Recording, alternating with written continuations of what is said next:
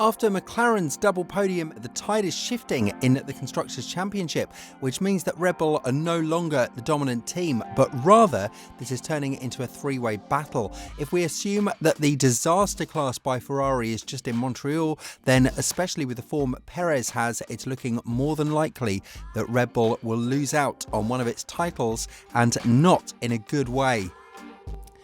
The Canada race was marked by extremely bad weather conditions since the Friday. The race began in the rain, with McLaren and its rivals opting for intermediate tyres. During the first 10 laps, Russell and Verstappen pulled ahead, but as the track started to dry, it was McLaren who emerged as the fastest car, and Lando Norris began his impressive comeback.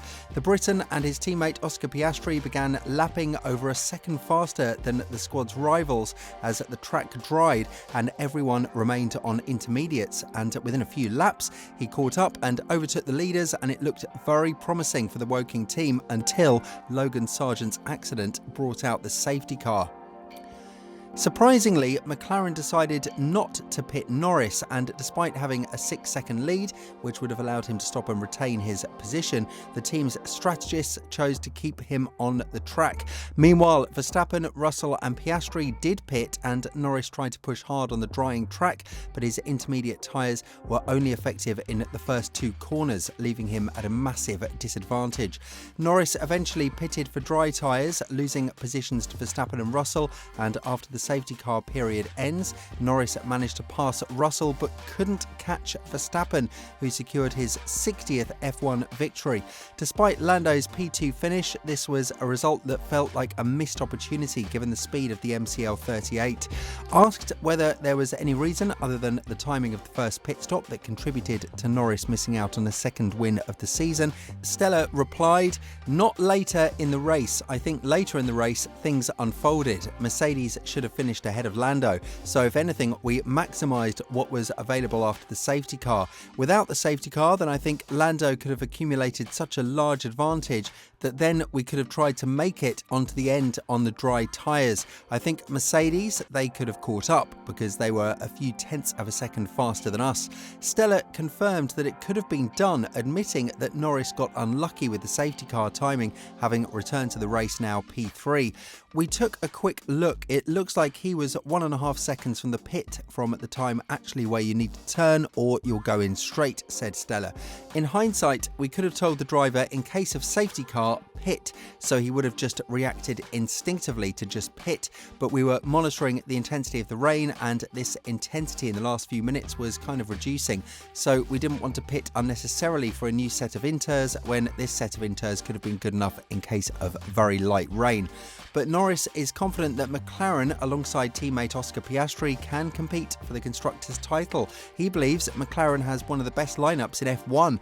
Looking ahead, Norris identifies Ferrari as their main rival, stating 2 is going to be better than 1, referring to Verstappen and Red Bull. In the first 9 rounds of 2024, McLaren and Ferrari have emerged as the main challengers to Red Bull. Both teams have shown significant progress thanks to substantial development. For McLaren, a series of mid-season upgrades introduced in Austria in 2023 and Miami 2024 have been pivotal. Ferrari, on the other hand, has benefited from the development of the SF24 during the winter break, marking a significant improvement over its predecessor. A key strength for both McLaren and Ferrari is their drivers. Andrea Stella and Fred Vasseur have evenly matched teammates driving their 2024 cars. In contrast, Red Bull has been heavily reliant on Verstappen, particularly in recent events. Speaking after the race in Canada, Lando Norris was asked for his thoughts on the constructors' battle.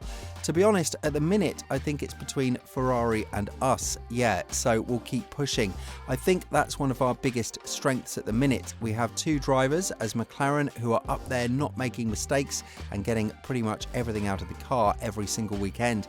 There's not many other teams on the grid that have such a thing. So for us, it's more of what we can do against Ferrari. Again, we've been a more consistent team coming into this weekend. Ferrari, had some mistakes and just struggled a little bit more for whatever reason. But at the end of the day, I think 2 is going to be better than 1, in Max's case." The 23-year-old also mentioned the growing threat posed by Mercedes, which could materialise into something more concrete, and it does seem plausible that Red Bull's driver pairing will be discussed quite frequently in 2024. Only time will tell if Sergio Perez can change the narrative. Nobody has scored more points than McLaren in the last 3 rounds.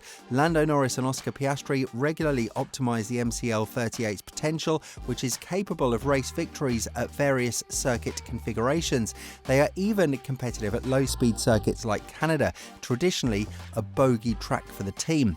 For the foreseeable future, McLaren will be contenders at the very front. Formula One development is more intense than ever, with the budget cap severely penalising teams that take the wrong direction with their upgrades, as seen dramatically with Aston Martin. However, modern F1 also rewards efficiency. McLaren excels in this area, achieving consistent performance in the simulator and ensuring that their wind tunnel in Woking closely matches actual track performance. This efficiency has led to successful upgrades for the MCL38, instilling confidence in the team in their ability to maintain this upward trajectory. After another strong weekend, the McLaren team principal revealed there are more upgrades on the way. We will bring some upgrades for the upcoming races, but it will not be a single big upgrade like we have seen in the past 12 months. It will be more about a few individual components. It is normal for McLaren to underplay the potential of their upgrades. With the team's first 2023 update package, Andrea Stella set the rather ambitious target of overtaking Alpine. Of course, these improvements, first brought to Austria, ended up catapulting the team to the front of the field. The Italian engineer also kept a low profile in the build-up to the first MCL38 upgrades in Miami. As evidenced by their results since the Grand Prix in Florida, these changes were certainly more impactful than advertised. With such fine margins determining victory and defeat at the front, incremental gains will make the difference. Therefore, even small changes can yield big results for McLaren. Considering that Red Bull's upgrades have not produced the desired performance, there is an opportunity for McLaren to apply more pressure on the reigning world champions. Another piece of good news for McLaren, as we mentioned previously, is they no longer have any major vulnerability. This means they can focus on chasing pure downforce rather than trying to rectify specific areas. And with such a good basis to build on, we can really say that McLaren are slowly but surely becoming the second best team behind Red Bull, arguably with the best driver duo on the grid. Both Oscar and Lando can deliver when needed, and that's not to say that Leclerc and Sainz can't, but the reliability of the McLaren is currently on a higher level than that of Ferrari, and if the season continues like this, McLaren could as well be the Constructors Champion by the end of it, but only if they continue to develop their car, support their drivers, execute good strategies, and hopefully the one we saw in Canada is only an outlier. McLaren can aim to not just win races, but consistently challenge for podiums and potentially secure more victories this season. Their current trajectory is promising, and if they maintain this momentum, things are looking really good in Woking. What do you think? Will McLaren beat Red Bull in the Constructors Championship? Let us know down in the comments below. We'll see you soon in the next video.